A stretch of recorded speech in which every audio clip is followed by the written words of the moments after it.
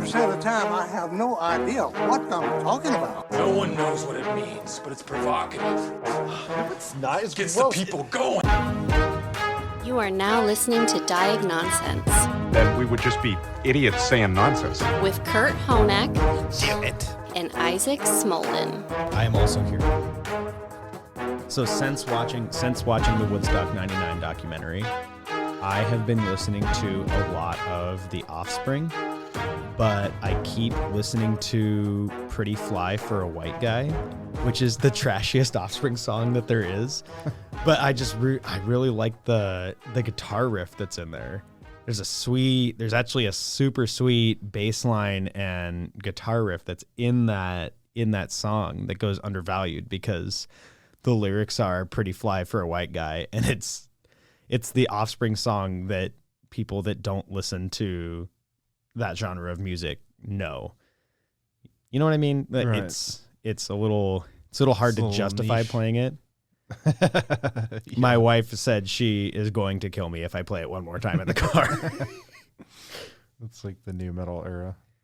New metal is a super interesting time for the music industry because, and this was part of the thing with Woodstock 99, not to spoil the Netflix documentary, which if anyone does watch the Netflix documentary, just be prepared for a lot of extremely graphic detail. But it was super interesting that Woodstock 69 is supposed to be peace, love, and music, man. And then they try to do it again 30 years later.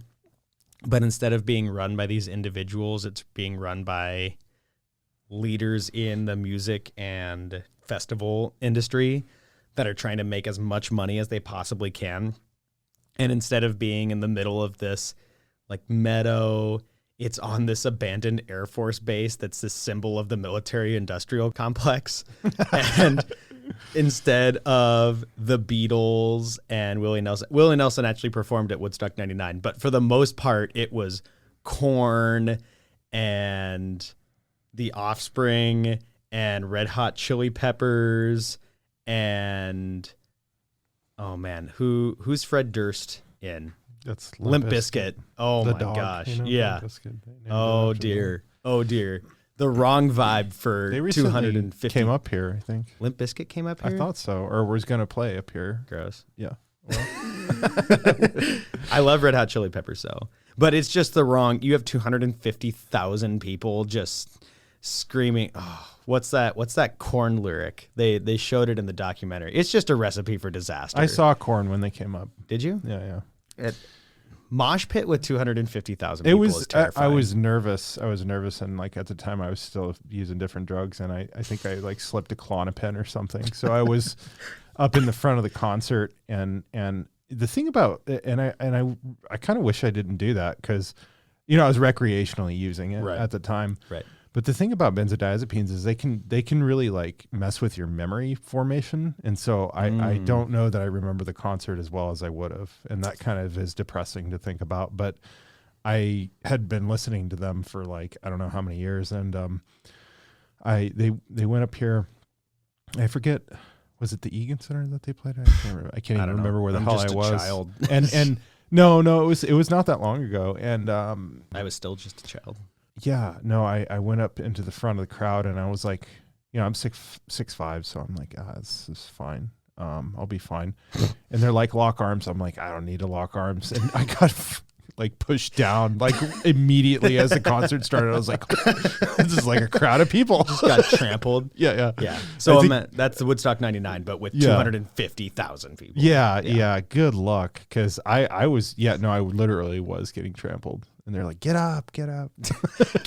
As someone just kicks the back of your head. Well, not on. Nobody was doing it on purpose, but it was like you're just around so many people that.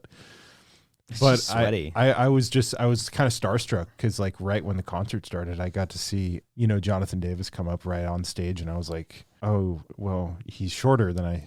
I thought because like you're used to watching music videos and it gives you no sense of scale, but I'm also tall, so I was like. Like, it's oh, the he's rock kind of a shorter stars and dude. pro athletes. You just expect them all to be 6 foot. 10, Yeah, right. And then you look at some of the best players in the NHL right now, and I'm older and taller than them, Yeah. and I weigh probably 40 more pounds than this 170. But- like they're as tall as I was playing terrible junior hockey in Right. Bozeman, Montana, except that they score 100 goals a season. Right. Yeah, I was still starstruck though, because this is like a band I was listening to. I'd listened to them almost as long as I started was on different drugs and using different drugs, and so I mean it carried me through a lot of depression and different stuff. And I think their bands kind of people get attached to bands because of that, like they're going through something in their life, and they're like, the sound resonates with them for some reason, and then it's like a cultural thing almost. I think that segues us nicely. And there's 2 interesting conversations that I want to get to. So first, I'll say thank you for tuning into Diagnonsense. I'm Isaac Smolden here with Kurt Honak. Kurt, how you doing today? Doing good. It's a little rainy outside, but It is. It's after a long winter, which is not cool. No, but it's green at least now. But at least it's green. Yeah. Yeah. I was watching the trees, and they went from 0 to 100 really quick. A little dreary, but Yeah. that's okay. Well, it happens. Hopefully it clears back up again quickly. Yeah. Housekeeping. Hopefully it clears up for the recovery barbecue that's going on May 27th, Nunley Park, 12 to 4, right here next to the My House building. And don't forget, I'm already just going to start soft promoting the golf tournament, because that is sooner than you think, like 2 months. You know, I've gone from a free agent last year to I might be the general manager of my own team. We'll see. I'm putting together a super team of golf experts. Fantasy golf team. Fantasy golf team. So be on the lookout for that. Be on the lookout for merch too. I talked about that a couple episodes ago, and it's still in the works, but we are very close to debuting the first wave of My House merch. And there might be some pretty cool Diagnonsense stuff in that merch that you're going to be able to purchase to put on your body and wear around. If you're just a Diagnonsense super fan, mom, $30 for your Diagnonsense t-shirt. Branded. You too could be branded. We've become the very thing that we swore to destroy. So let's get back on the music thing. Me. No. Let's get back on the music thing. So This is you had an article that is from Mad in America, because it's the one website that Kurt has favorited on his bookmark bar. Oh, I love their articles. That's all. Robert Whitaker is just awesome. What's the title of this article? Can Listening to Heavy Metal Be Therapeutic? By Kate Quinn and Matt Sweeney, April 25th, Interesting. 2023. Can it? Well, they're talking about, I admittedly I haven't read the whole entire article here. I just when you talked about music, this is what the first thing came up, because I was going to read this, but they're talking about heavy metal music comes from with a bit of a reputation. In the 80s and 90s, there were many media reports that teenagers who listened to metal music might turn to devil worship, drugs, crime, and suicide. It's like that meme. I love that meme that's like heavy metal Dungeons and Dragons. It's like now it's Satanic like, starter pack. yeah, it's like, well, at least you're not committing a gang crime. I don't know, you know, I don't know. Like Dungeons and Dragons to me is not exactly. I don't think that the people that wrote all those articles in the 80s and 90s were going to listen. People, I've been to where Dungeons and Dragons is played. I've hung out, a lot of the people that I play my nerd games with play Dungeons and Dragons. Yeah. And they're not exactly what I would call your satanic zealots per se. Right. They look a lot like Kurt and I, which is to say non-threatening. Well, I mean, that's... Listen, when the nerd revolution happens, it will be for something other than satanic devil worship. I'm willing to bet. I don't think there's a lot of Satanists hiding among us at the local cards and comic stores. But I could be wrong. I don't know. Maybe I'm just not in on the loop, or maybe I'm gaslighting everyone right now. Maybe I don't know. I don't know. I feel like the culture's changed today, because like the culture today is. I'm trying to remember like Like I remember when I was growing up, it's like super taboo, and it's very like controversial. And today, I just don't feel now it's like just mainstream. I feel like there's a lot of different. I don't know. It's so hard for me to like not have a biased opinion and commentary, because like I was listening to Marilyn Manson, and I've listened to his music like all my life, and to me it was just this irony, right, in our culture where we have like this thing where it's like, things can be like evil and devil worshipy, but it's like then you have brought to you by pharmaceutical company, you know what I mean? And it's like wait a second, Satan, it's brought to you by Coca-Cola. It's like, wait a second, who's worshiping the devil here? It's like that Bill Hicks skit where he's like you're in marketing. No. But no, but I just, I don't understand. There's a huge dichotomy there where I felt like some of the metal and the performances were more cathartic for people and therapeutic than what the institutions and the communities that were supposed to be to fill in that role.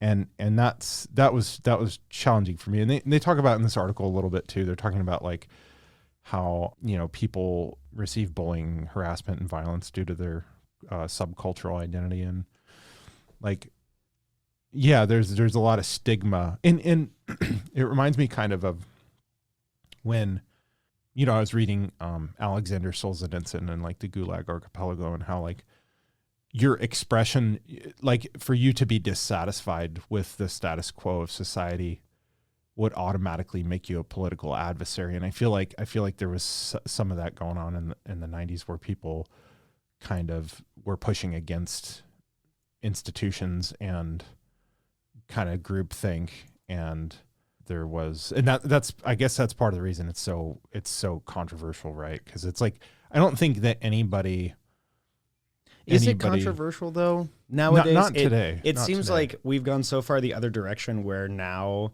being quote unquote controversial or pushing back against the establishment is just the mainstream thought, to where we've gone full circle, where you're almost mainstream by joining what is hailed as the establishment, and the actual establishment is hidden or not acknowledged. It's kind of, not to get all theological, but that idea of this kind of ironic devil worship by a lot of these rock bands, or even modern day people that would call themselves Satanists. It's not about actually worshiping Satan or believing that there is a devil for the vast majority of them.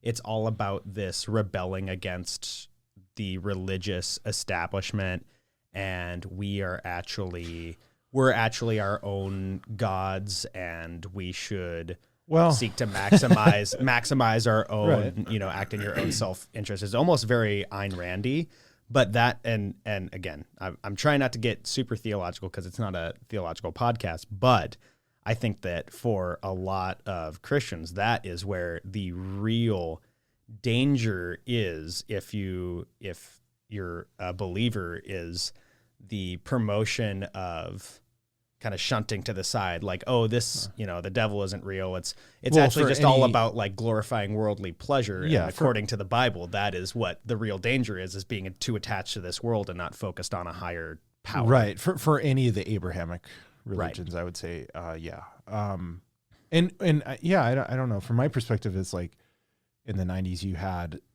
that was challenging the status quo, and now it's kind of you have different like sort of sects of those beliefs. When I was growing up, kind of had a conservative household, and that was like, I don't think taboo to the point where we couldn't discuss it, but like it's evolved over time, because like I think in the 90s it was kind of more like you had like the conceptually what I've read about is like the Anton LaVey satanics, where they believed in, they were pretty much atheists, but were using a religion as a kind of like a psychological social tool. Yeah, atheism with a sociological a fun twist. Yeah, and now that's a far cry from like somebody actually being like full blown, like believing that. And I think that's where I don't know.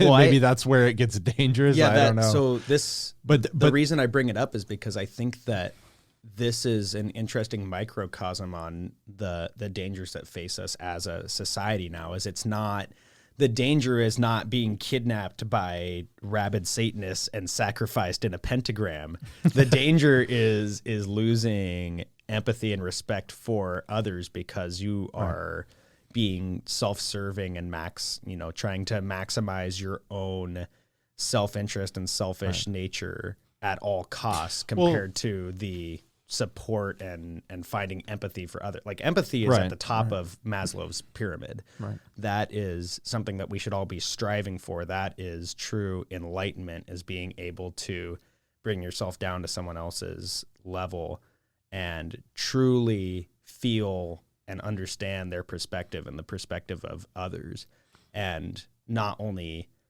modern day Satanism, but also just in a lot of areas of pop culture and modern society. We are encouraged to value reason and self-preservation above everything else, where sometimes there are things in life that don't happen for a reasonable or logical.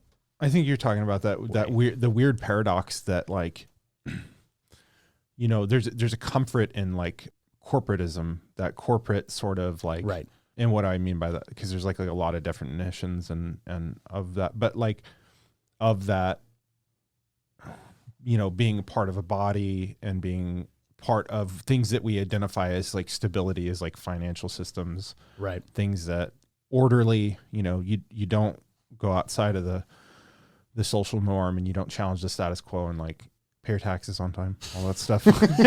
but like, maybe okay, but do pay your taxes on time. Right. The IRS took down Al Capone. Don't mess with the IRS. but yeah, like yeah. I mean, and how that system, like that's what I respected about like Marilyn Manson and that whole idea in the 90s was that really challenged my beliefs, because it was like, okay, I identify with this because I don't feel like I feel like in a lot of ways the world that is supposed to be good and right is somehow backwards. And I feel like this draws me in because it, not just the heavy metal music and like all that stuff, that somehow it might be more righteous, than when you flip on the TV and it's like a pop music ad for soft drinks or something. You know what I mean? Like there was like something alluring there. Integration of counterculture into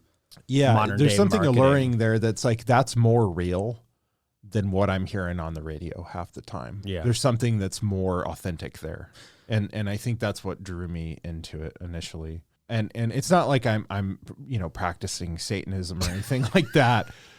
But I understand, it really challenges, like getting into that culture was, and trying to understand that really flipped my preconceived notions of a lot of things on their head, because, there's that concept of sort of like, and I think in the Abrahamic religions, if you're serving Satan, it's like, yeah, you're serving the material world, and it's about the flesh, and it's about like, there's no bigger, grander sort of, not working in God's plan, so to speak. Right. And like, so taking a delve into that was more spiritual and authentic to me than like being about materialism, because it was about, I identified a lot of relationships and a lot of things that I don't think I would have thought about, Yeah. I mean, so this started off as a conversation about music, but I think it's quickly turning into a conversation about belief structure. Yeah. And so I want to, I think that you're right in that a lot of that early movement, that a lot of theological establishment, and I'm going to get to that in a second, because I don't think that the church as an establishment, not your individual church, not your individual belief system, but the church as an establishment doesn't come off looking too good in this as well.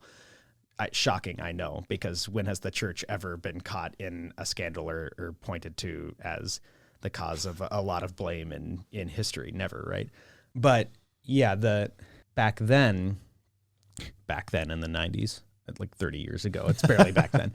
But back then, it was about asking the question of, is this, are we all being shepherded to our own destruction? But in the modern day, I think that movement has been co-opted by a lot of the major players in our,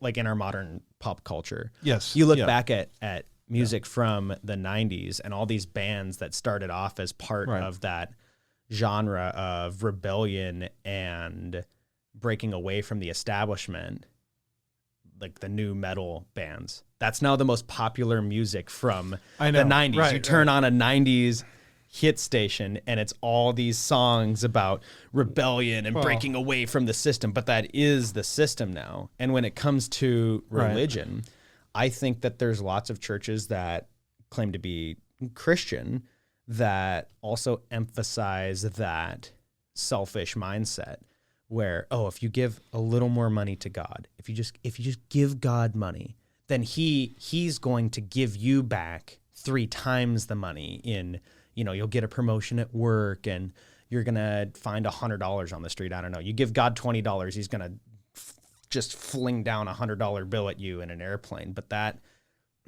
isn't what the Bible manifest. Right. It's prosperity gospel, right? It's no better than the. Is that a thing? That's interesting. Well, it's a major thing. And when I think when critics point to the church, that's the most notable and blemish on the church's history and on the church in our society. It's these prosperity gospel preachers that have a $30 million private jet that they're flying around. Oh, yeah. Like that's $30 million that you could have taken to poor neighborhoods and provided them with necessities in life and also preach the gospel if you truly believed what you're preaching, right? Yeah. It's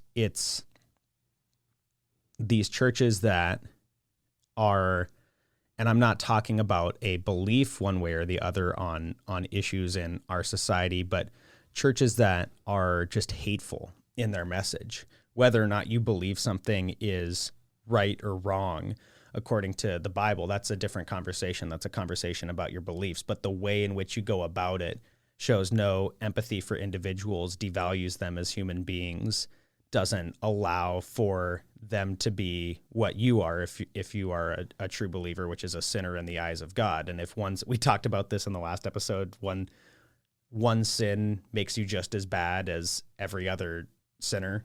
One sin in the eyes of God and the Christian faith is a blemish of infinite proportions that you can do nothing to wash away, right? But a lot of these, I see a lot of these different sects of Christianity and certainly other Abrahamic faiths and other faiths in general going down this road where there's a tier system to sin, or there's a tier system to being saved, a tier system where you can be better off in your everyday life by simply giving more money to the church or by advocating for this or that. Whereas I think if you read the Bible, then the Bible says that things are going to get worse and worse and worse, and things should be hard and difficult for you if you are a believer. And it's not about that. But when you have those sects that are able to point to this pundit of the perceived other side as devil worshiping, sacrificing babies in a pentagram and drinking the baby's blood. Oh yeah. Then you lose sight of what the real danger would be. That was kind of what was freeing about heavy metal music and culture, right. and like is like that there's a certain like embracement of kind of like, Carl Jung talks about the shadow, like the dark unconscious parts of you. There's sort of an embracement of that and like a cathartic sort of like release of that, where you don't have to. I think it's impossible, if we're like human beings, to be perfect. Right. I mean, that's just like my take, but like that doesn't mean I don't want to do good. But there's also like some legitimate, some of the themes around heavy metal are like, I don't know if is it Faust that I was reading about, that was like the German myth about the guy who, I don't know if he like sells his soul for like knowledge or something, but Jordan Peterson's 12 Rules of Life, there's a great passage in there about betrayal and like how I guess what I identified in heavy metal for me is like you can do all the right things and do the good things and still be betrayed, and that's still be a hypocrite. Well, I think heavy metal points out the hypocrisy in that establishment that is the goody two shoes, I'm too good for you. Yeah. I have no empathy for others. Right. Establishment of right. Christianity right now that I think is only getting bigger and bigger and bigger, trying to draw a line between individuals as right and wrong. And I think at the end of the day, my personal beliefs would lead me to believe that there is a right, there is a wrong objectively, but how you administer to others, how you would treat others doesn't change necessarily depending on which side of the line that you think that they're on. You need to treat everyone with the same love and respect that you give to those that you may agree with. And I think that the real danger in now this movement is that the ideals of institutions like the Satanic Church has been co-opted and twisted from questioning authority to being an individual in all the wrong ways, where the idea of being an individual and being for yourself and adhering and that sect of philosophy is now the status quo. So by it's this whole idea of like the post-ironic society and the meta society where being an individual and it reminds me and doing all that is making you part of the masses. And it reminds me of that Marilyn Manson song, Rock is Dead. He says, rock is dead, shock is all in your head, your sex and your dope is all that we're fed. And it becomes full circle where But that's the great thing about some of his music and some of those lines are like, it's like basically what happens after. I love that album, Mechanical Animals. It's so prophetic in terms of like predicting like the culture. But what happens when it comes full circle. And and now, because I know my mom is cringing every time I say the word Satan or satanic, I'll draw another comparison to you have entire business models and companies whose whole job is to take marketing from these billion-dollar companies and make it look as close to the pop culture zeitgeist as possible, where they're memeing, they're making ads that are memes for, as an example, Coca-Cola, Coca-Cola memes, because that's what the consumer on social media is looking for, and that's the content that they're taking part of is YouTube videos and memes and short form content. So you have entire companies who get millions and millions of dollars from larger corporations to go, how can we trick consumers into believing that our corporate messaging to buy this product or engage in this behavior or vote this way or vote that way, any of these things that are part of society, how can we get that to feel as grassroots as possible? Because that's what's successful. But it's as wolf in sheep's clothing as I think you can get. It's this weird thing, where it was kind of like rebellious and now it's kind of status quo, and I see that on a lot of different levels. That that hasn't taken away. Like, I still like the bands that I like, and it's not like I feel like these individual artists like necessarily sold out, and as much as they found a market and you exploit a market. But there's so many different parts of that without that I'm trying not to be taboo about. Right. I don't know. I just know that I think for a lot of people growing up in the 90s and in the early 2000s, it was, it's like there was a cultural revolution. There was a cultural victory in that we sort of like destroyed a lot of the group think.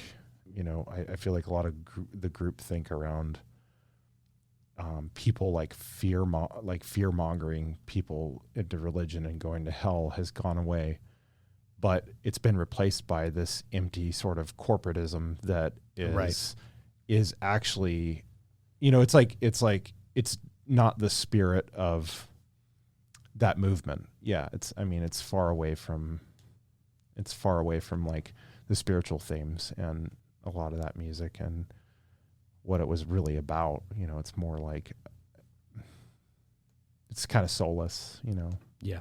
I think that if just to kind of move towards wrapping up, it's similar to a point that Justin made in one of the episodes that was a little more music focused, where he references a certain song that's about this horrific gang act, right? But just because you listen to that song doesn't mean that you agree with or you want to be part of this gang lifestyle where you're murdering people and doing this. It's a song about, the song isn't necessarily about anything. It's all about how you interpret it. I don't think that Marilyn Manson was advocating for killing babies and drinking their blood. I think it was more about questioning authority and how you choose to interpret that and how you choose to respond to that. I don't think, I know that I definitely don't agree with every or a large portion of what Marilyn Manson stood for, but I can still consume that piece of art and think critically about it and apply that to my own belief structures and my own thought process instead of creating a totem of it. And I'm partially glad that that type of music exists, and I'd like to see more of it, because even if you don't agree with something, you can still use it as catharsis. And I think there's a really interesting conversation about that I don't know if we have time to get to today, that I'd like to have about that idea of music as catharsis that we tried to get to and totally got dragged off the road on. But I rather have art like that I don't always agree with, that I can consume and enjoy pieces of, or use that to think critically about my beliefs or a situation, rather than what we seem to be moving to, which is ChatGPT, the music, the reboot. All right. It's like, I don't want to think because it requires work to think. What's the most corporate sounding, mass appealing product that we can put out into society to make as much money as possible? Right. And I think that slow drip, that complacency, that lack of the lack of thought that is put into some of these products, that is where a lot of the true danger and downfall of our society lies in. Yeah, I would agree with that. Well, that was a conversation. Thank you for tuning into Diagnonsense. I'm Isaac Smolden. I'm joined as always, by Kurt Honak. Thank you for joining me on our walk through the path of all human knowledge today, Kurt. It's a little bit off topic from what I think we planned on doing, but I still think important. Definitely something that I'm passionate about. Do you have any final thoughts? Yeah, I just think all that stuff's cathartic, and it doesn't necessarily, people watch thousands of murders on TV. That doesn't necessarily mean that they're going to go out and do it. And I don't think that art should be I don't think art is necessarily a call to action, and it's just an invitation to think critically about things. Can leave you with anything. Don't kill babies. Violent video games aren't making your kids into serial killers. I don't think so. That's another conversation That's that another we should have. conversation. Yeah. Yikes. We might get emails about this one too. I don't know. I don't know about this one. Just Isaac at myhousematsu.org. Send your questions, comments, concerns, hate mail. Just, I'll take it all. I'll filter it. I probably won't respond to the hate mail, but if it's catharsis for you to send me hate mail, then more power to you. I hope I can help you get through your day by just staring at your nonsense in email format. You can send your hate mail to Kurt too. Kurt at myhousematsu.org. Oh no. It's not too hard to figure out what our emails are.